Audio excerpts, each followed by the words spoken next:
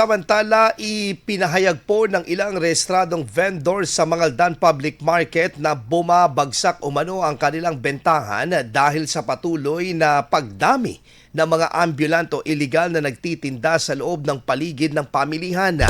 Ito ay lumitaw sa isinagawang pagpupulong ng mga market vendors noong Lunes, Enero 19 na kung saan ay tinalakay ang iba't ibang hinaing na kaugnay sa kaayusan ng palengke. Ayon sa mga nagbabayad ng permita, ang presensya ng mga iligal na vendors at direktang nakakaapekto sa kanilang kabuhayan at nagdudulot ng hindi patas na kompetisyon.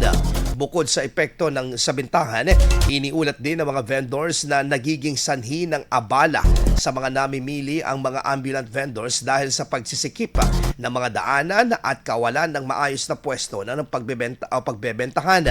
Dahil dito, inanunsyo po ng lokal na pamahalaan ng Mangaldan na paiigtingin ang operasyon ng Anti-Hawking Task Force at hihigpitan ang pagpapatupad ng mga panuntunan laban sa pamimili at pagbebenta sa mga hindi otorisadong lugar.